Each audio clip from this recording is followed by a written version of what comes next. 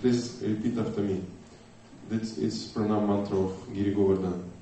Namaste Girirajaya. Namaste Girirajaya. Shri Govardhanaya Namine. Ashesha Klesha Nashaya. Paramananda Daine. Giriraj Maharaj ki. So reads from Srimad Bhagavatam 10:21-18. Hantaya madhira bala haridasa varyo yadrama krishna charana sparsha pramodaha mantanoti sahago ganayastatayoryat paniya suyavasa kandara kandamulai. So this particular verse is also considered to be a pranam mantra to Giri Govardhana, and as acharyas are saying, it's was spoken by Srimati Radharani herself. Of all the devotees, this Govardhan hill is the best. Haridasa Varya. Oh my friends, this hill supplies Krishna and Balarama along with their cows, and cowherd friends, with all kind of necessities: water for drinking, very soft grass, caves, fruits, flowers, and vegetables. In this way, the hill offers respect to the Lord. Being touched by lotus feet of Krishna and Balarama, Govardhan hill appears very jubilant.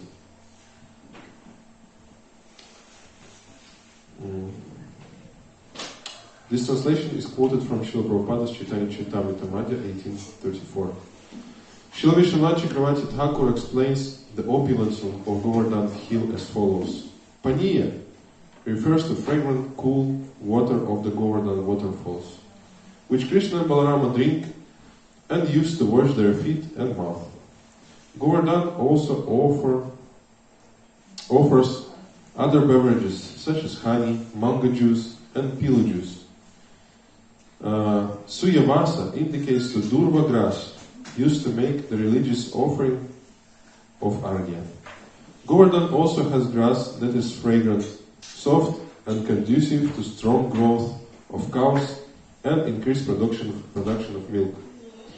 Thus, this grass is used for feeding the transcendental herds. Kandara refers to cows. Refers to caves where Krishna and Balaram and their friends play, sit, and lie down.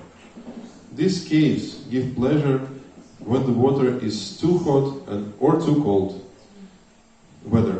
These caves gives pleasure when the weather is too hot or too cold, or when it is raining. Govardhan also features soft roots for eating, jewels for ornamenting the body, flat places for sitting, and lamps and mirrors in form of smooth stones, glittering water, and other natural substances. Om Jnanatimirandasya Gyananjana Shalakaya Chakshurun Militam Yena Tasmai Shri Gurave Namaha.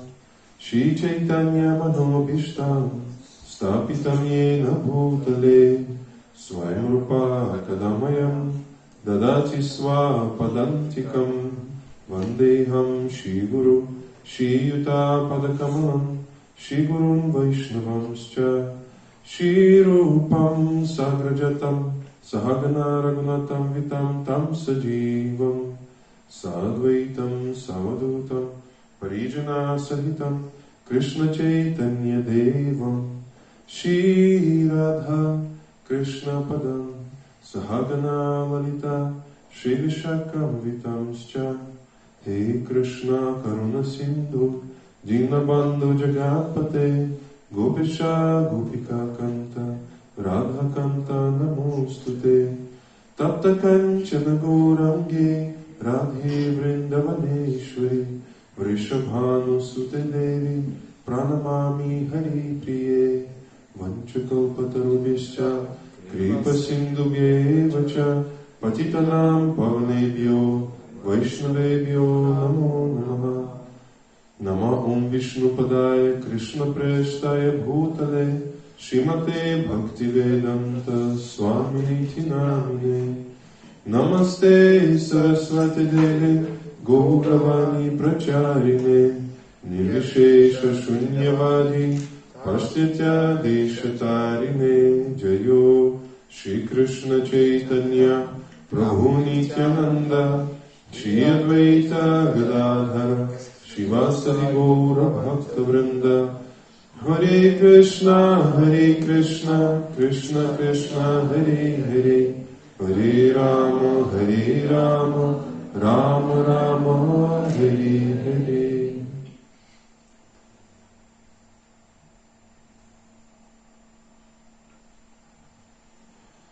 Hantayamadhira Bala Haridasa Varyo Yadrama Krishna Charana Sparsha Pramoda Manam Tanoti Sahago Ganayastaryoryat Paniya Suyavasa Kandara Kandamulay. Of all the devotees, this Govardhana hill is the best. Oh my friends, this hill supplies Krishna and Balarama along with their cows and cowherd friends with all kinds of necessities, water for drinking, soft grass, cows, fruits, flowers and vegetables. In this way, this hill offers respects to the Lord. Being touched by the lotus feet of Krishna and Balarama, Govardhana hill appears very jubilant. Hare Krishna. So, let me open my notes.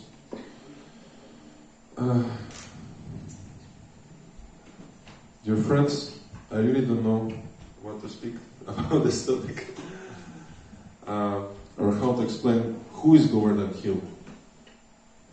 There is land of Vrindavan when Krishna took his birth. Krishna is Lord himself. He is not an ordinary man. Because what else to do for the Lord is just to play, right? You have so many managers that are managing this universe and actually millions of other universes for him. So, and we see many demigods who are actually the managers of universe. They have so many weapons in their hands or different kinds of tools. Krishna doesn't have any tools. Krishna just has a flute. Why? Because of the simple reason. This universe was created, and not only this universe, this world was created by God to exchange relationships, to exchange transcendental, not worldly tastes between Him and His devotees. Therefore, Lord appears very sweet, in very sweet form, and plays very sweet pastimes. Madhuram. All about the Lord is very sweet. Because it's what we are striving for. Sweet relationships. No one likes bad relationships, right? The Lord also doesn't like bad relationships. He has some, but even those, they end very fast. If it's demons, for example. These relationships are not long-lasting. But because soul by itself is eternal, we want long-lasting relationships. And if we want relationships to last for long, we want them to be sweet, right? Therefore, everything about the Lord Himself is very sweet and jubilant. And as we see in this verse, Govardhana hill was described as his best devotee of the Lord. Haridasa Varya. Because he provides everything for him. He serves Lord like no one other can. He has so much capacity for service to the Lord. So, and Lord is very happy, and Govardhana is also very happy by doing this service. So who is Govardhana? I think we should go a long way in the past and describe. Thank you so much, Leta. It's much better. And describe this wonderful pastime about Lord Govardhana. I will not speak about the birth of Lord Govardhana, but I will speak this pastime that was described in Srimad Bhagavatam. So Krishna, he have mother and father, so that his relationships would be. Lord doesn't need mother and father, but he still have ones whom he chooses to be his mother and father. And he didn't saw his father already for a couple of days. What happened? Nanda Maharaj is not at home. So Krishna, he's wandering around the forests of Vrindavan, his land, his transcendental abode. He's wandering around the beautiful forests of Vrindavan and cannot find his father. And one day,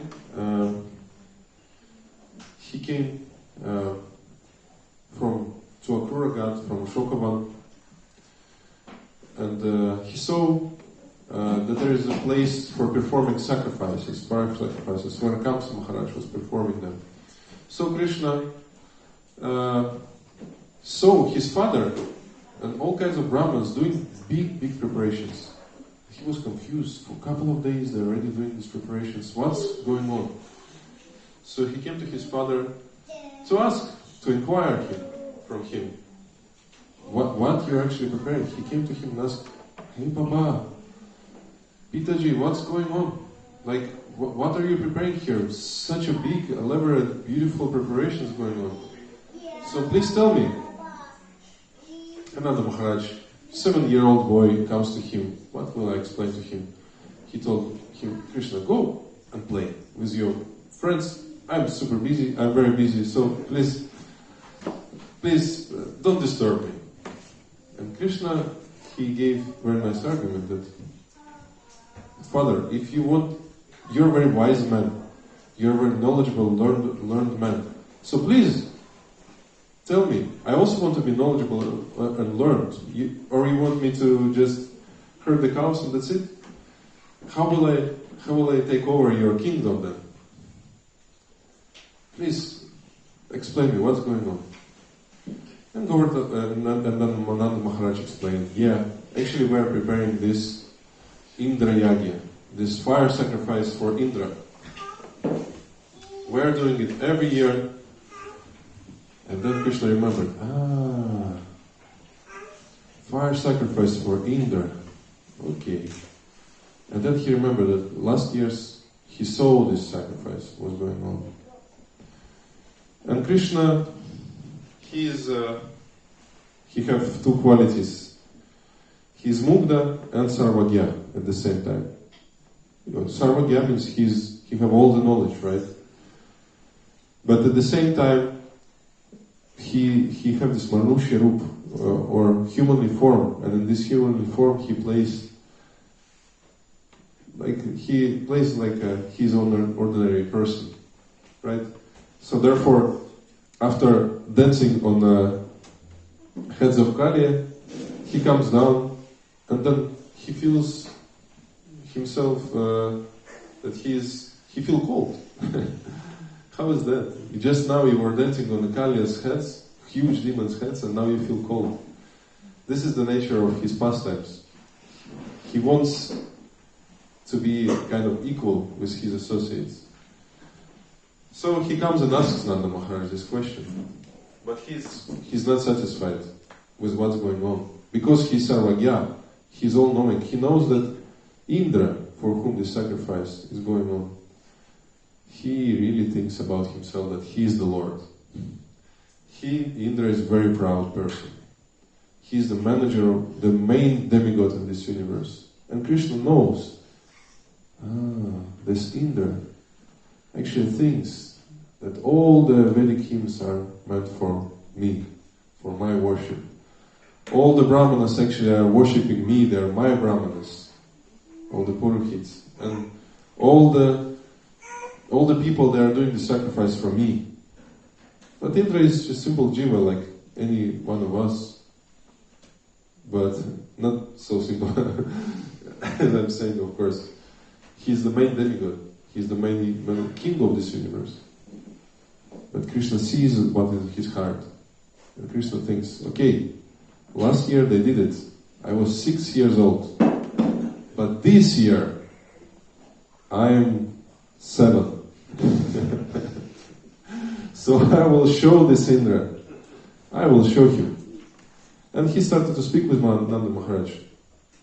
Baba, so is it some kind of ritualistic activity? Is it from Vedas? Is it Vedic, or is it just a traditional thing, what you're trying to do? And Nanda Maharaj says, yeah, actually it's not Vedic tradition, but our ancestors were doing it for generations and generations like that. So, why, Baba, why you're performing it for Indra? Why for Indra? Yeah, because, we have cows, and we are eating out of the cows. They are gazing. Indra gives rains. We are worshipping Indra. He gives rains. Cows are gazing, and that's how we are prosperous. And Krishna was not satisfied with this answer at all. And then Krishna decided, now by any means, I will argue with my father. Not argue, of course, but I will give some arguments. And Krishna started to preach Sankhya philosophy to Nanda Maharaj. And which is actually a little bit wrong kind of philosophy. He started to preach to him. He said that actually this universe was created by Rajagun, by mode of passion. This universe everything what is moving in this universe is moved by Rajagun, right? So what Indra is actually doing? Indra is doing basically nothing. Because Rajagun is doing. So, dear father, Rajagun makes clouds move. Gunas are doing everything. Prakriti kriya manani. This is my material energy, yeah? Gunai karmani sarvasha. Krishna himself says in Bhagavad Gita. So he's saying that the gunas are doing that. Modes of material nature, they're the one who moves everything. So why do we need, Indra? And then Nanda Maharaj was a little bit confused, of course. Wow, what is this for philosophy? Like, I never heard from my 7-year-old boy, sweet little boy, is such a philosophy. And then Krishna started to say, Baba, but have you ever seen Indra? Have you ever seen this Indra? There's three ways of getting the knowledge. Pratyaksha, which means pratyaksha means aksha means to see, and pratya means directly, right? Just by direct perception. Anumana, which means through your mind. Anumana, through your knowledge, through the mind. And then Shabda is through listening, through sound. And then there is different philosophies. And the main philosophy is Vedanta philosophy, which is studied by the sound, Vedic sound. But Krishna is saying differently. He's saying pratyaksha. You never see Indra, so why you worship him? Have you seen Indra? No. So it means that you never saw Indra. This ritual is not described in the Vedas. So what is the logic behind it? Like, maybe Indra is just an instrument of your karma, right? You have karma, you have good karma, so basically you get everything by your good karma. You do some good activities and you get good karma, and in this way, you have so many brahmanas who are worshipping the Lord every day. You're a very pious man, so why you speak about Indra? Indra is not here, but brahmanas are here, cows are here, Govardhana is here. So what's the problem to worship them? And Krishna said, here is Trivida karma. 3 types of activities that we actually must do. We must worship Govardhan hill, because Govardhan is there. Clouds are flying through the sky. They're bumping to Govardhan Hill. And that's how we get the rain in Vrindavan. No problem with that. And then, cows are gazing the grass. They're happy with that. And Brahmanas, they're almost like cows. What cows are doing? There's a question to you. Moo. You said moo?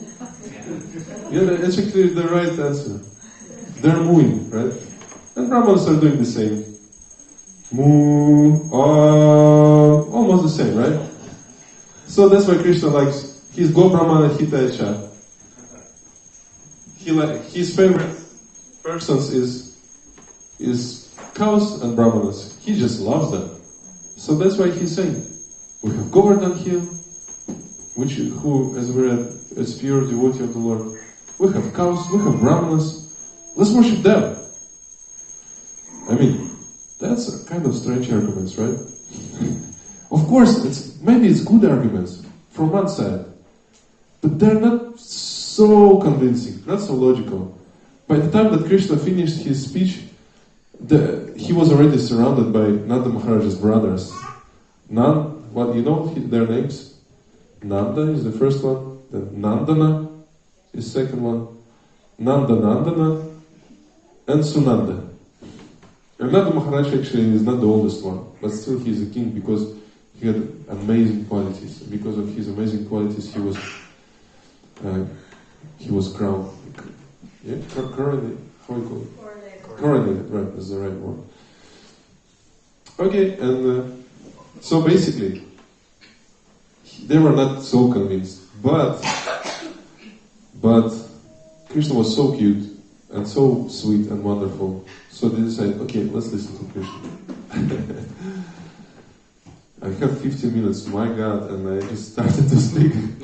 Actually, we can say this Lila for a whole day. We can sit and speak about it. Okay, just to be quick. Next day was Deepavali, and Deepavali is Amavasya. Amavasya means new moon, right?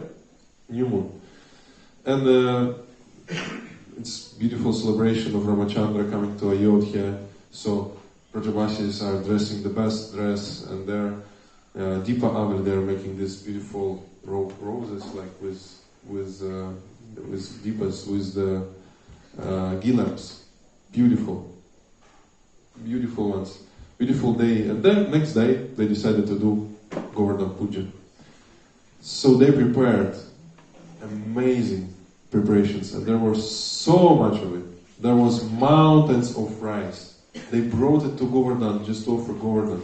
There was mountains of rice, and rivers of ghee was floating from these mountains of rice. They filled the lakes.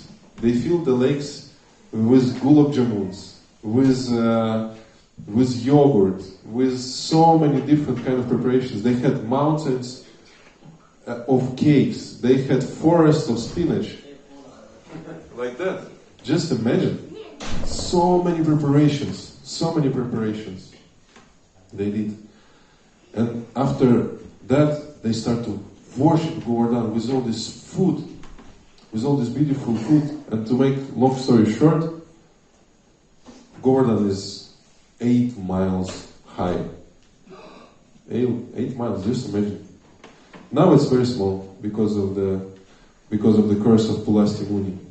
That every year he will become smaller for the size of poppy seed. So now Govardhan is very small, but it was 8 miles high. Just imagine, such a huge mountain, and beautiful, amazing form of Krishna appeared from this mountain. It looked the same as Krishna, but 8 miles high. So he appears as he was appearing as a dark cloud, as a kajal, dark but very shiny, glittering. And he was huge. And Krishna, small Krishna, he turned to him and asked, and he had, in his turban, he had bouquets of flowers, looking beautiful, amazingly beautiful. And Krishna turned to him and asked, "Who are you?" Of course it was him himself. Therefore, devotees are worshipping Govardhan as Haridasavari, as the best of servants of Krishna, but at the same time, they worship as Krishna himself. So next time, if you will go around Govardhan hill, you can worship him as Krishna and also as the best of the servant of Krishna. So we can have some tumbler when you switch your meditation during going around the Govardhan hill. So he asked him, Krishna asked Govardhan, who are you? He said, I am Govardhan. And Krishna was like, you see, have you ever seen this Indra? You're worshipping him for generations. And first time you worship Govardhan, he appears in front of you. You see how beautiful is this worship of Govardhan. And then Krishna prostrated himself in Dandavat, and he fell down on the ground, paid his obeisances to Govardhan, and then they started to feed Govardhan. In Vedic tradition, different castes, they don't eat together. Like Brahmanas, they eating separately, Kshatriyas, they eating separately, Vaishyas, Shudras, they eating separately. And, demigods also eating separately from humans. And Govardhan told that, you see, I am different from all these demigods. I will eat right here in front of you. And he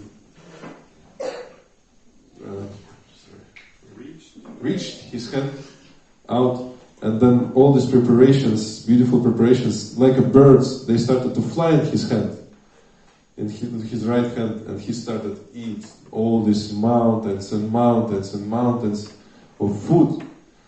And devotees was cooking even more and more and more and just bringing him everything. And he was saying, Anyo, Anyo, which means more, I want more, bring me more. And Krishna was saying, yeah, bring him more, bring him more. So they was cooking and cooking until there was no prasadam left. And then Krishna said, okay, then, give him some tulsi leaf. So one Brahman came and gave him some tulsi leaf. He ate it and said, Triptosmi, I'm satisfied. I'm satisfied. So then he took a huge bamboo, and used it as a tooth cleaner, toothpick, right? And then they brought him lots of tambul. Then he took a lake, and he took all the water from the lake and started to clean his mouth, and then spitted it behind his right shoulder, and then all devotees saw a rainbow around. So it was very beautiful and wonderful scene of Govardhan accepting everything, all the preparations of Rajavasis. And the devotee was thinking, okay, after feeding him, now we need to perform arati, right? As now we're feeding our deities, and then we will perform arati. And then they saw huge lamps with hundreds and hundreds of lamps with ghee. And then they offered that. And of course, Govardhan told them, ask for any benediction. And the thing is that Vrajavasis, they are so satisfied, they are so happy. What do they actually need? So, only thing they asked, we want that the son of Nanda Maharaj would be happy. We just want that Krishna would be happy. That's it, that's all we need. Make Krishna always happy. And he blessed them. He blessed Krishna like that. So, then Krishna said, to finish our worship, we need to do parikram. And they made amazing parikrams. Beautiful white cows was going in front, and then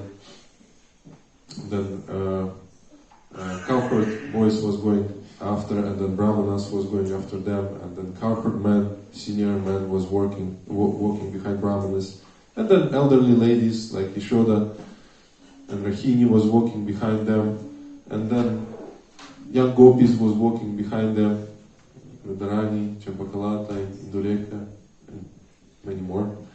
And then all the craftsmen, Shudras, was walking behind them, craftsmen of Vrindavan. And like that they circumambulated Govardhan. Then they came there and they understood they didn't worship. They didn't worship cows, and they started to do Go Puja. So what we are doing next day after Govardhana Puja, we were worshipping cows. And then they worship paraphernalia of the cows. They worship cow boys, like that. So they put this haldi handprints on the cows and on the cow boys also.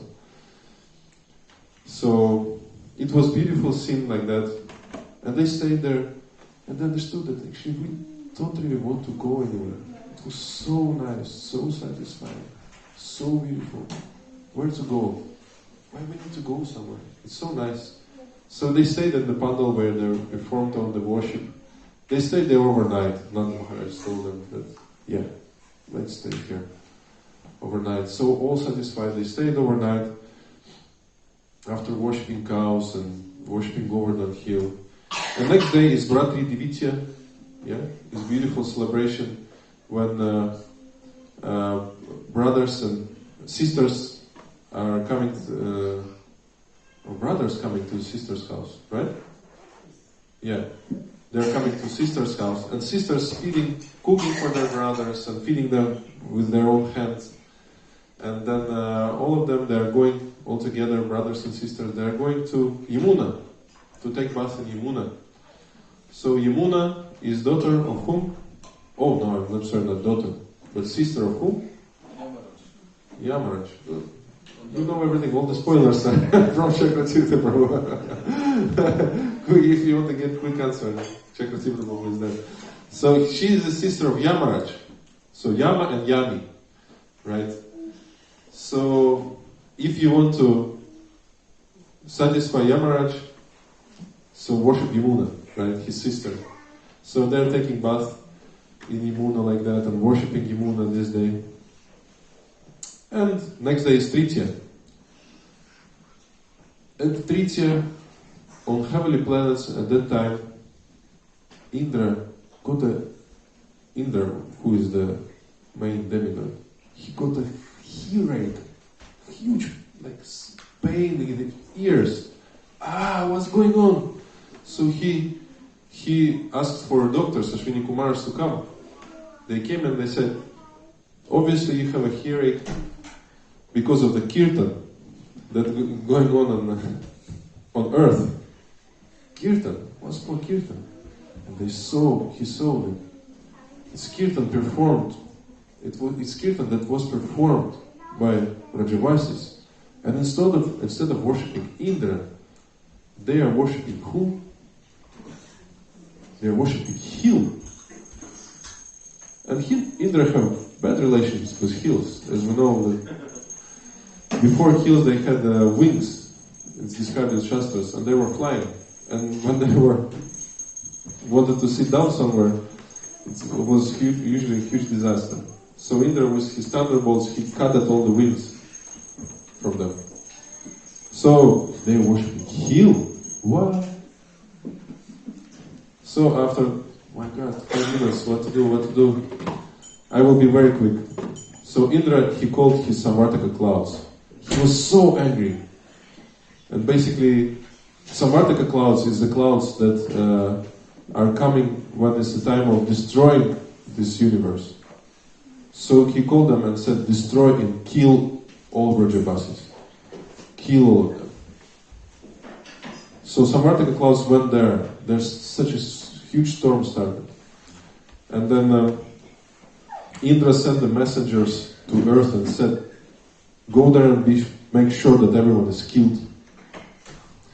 And they went there, they didn't saw anyone. But then he said, come there and look one more time.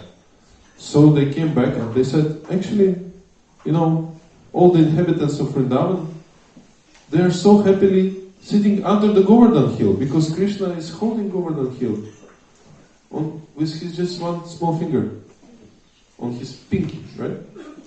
He's holding Govardhan on his pinky.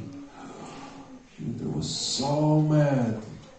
He went there and he was so angry that he started to shoot his thunderbolts already from space. And then he noticed that actually he was shooting until he basically got heart attack, almost got heart attack. And then he noticed that actually not even one leaf fell down from Govardhana, not to speak about devotees who was under Govardhana hill. And then he understood something is wrong there. Something is wrong here. Probably it's Lord himself. And then he came back to his abode, and then he got the message. And message was from Drumila Gavan, yes? Drumila. So it was from Kamsa. And Kamsa sent him appreciation message. Oh Indra, I understand. You're doing very nice job. These ignorant Vrajavasis, they don't want to worship you. So definitely you're doing very good job trying to kill them. The biggest demon is writing to the biggest demigod.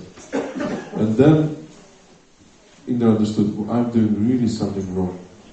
I'm getting the fun messages from demons.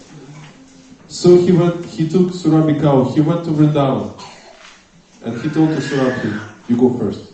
He wanted to apologize to Krishna. After everything finished, she said, no, you go first, because he will understand you are not sincere if you send someone first. And Krishna was waiting for Indra. And Sri Krishna made everything to humiliate Indra. You know, you don't speak when seniors speak. So Indra started to speak, and Krishna, he was like, ha, and he wanted to speak, and Indra stopped, and Krishna also stopped. Then Krishna said, hi Bhagavan. He called Indra Bhagavan, like that, because you're a big person here in the universe. And Indra wanted to say, no, I'm not Bhagavan. He opened his mouth to say, no. And Krishna started to speak again, and Indra stopped, and Krishna started, and Indra stopped, and Krishna did everything to make the situation awkward and to humiliate Indra. Like that. So he allowed Indra to pray to him. And in the answer Krishna said, Indra, please understand, I'm never against you. Your pride is separating us from each other. Your pride is so huge, and it's separating us. So actually, I just wanted to destroy your pride, to bring you closer to me. So there is small Indra sitting in the hearts of everyone of us. Yeah? Every one of us were thinking, yeah, I'm the controller. When something is wrong, it should be otherwise, because I'm the controller, right? So we're very upset. We don't want to surrender because we're very proud. So Krishna will definitely destroy our pride. Definitely he will do that. But not because he really enjoys it. He just wants to bring us a little bit closer. So we should do some work in advance to work with our pride. Being humble. When we are humble enough, we're able to come closer to Krishna, come closer to God. This humility brings us closer to God. So somehow or another our pride will be destroyed, but we will choose by what kind of methods it will be destroyed. Right? Like that. So we're worshipping Govardhana hill. Now we will do worship of Govardhana. Just 1 minute. Now we will do worship of Govardhana. So we will bring huge Govardhana hill from sweets and halwa that we made. We will put Giriraj Shila on the top. We will start kirtan and do arati for Govardhana. And because we have Govardhana Shila walking around 3 times, right? 3 times around the Shila is considered to be as Govardhana Parikrama, as to go around Govardhana. So please go around as much as possible, as many times as possible, okay? Very soon now devotees, they will bring Giriraj. We will start Kirtan and slowly they will bring Giriraj inside. So, Mahabharat Prabhu, will you bring Govardhan from this entrance? So please free this entrance, dear devotees, that they could bring Govardhan from there. And we will start Kirtan right now. And we will start worship Govardhan. Please go around Giriraj as many times as possible and sing Mahamantra as loud as possible. Jai. Shri Giriraj Maharaj Ki Jai.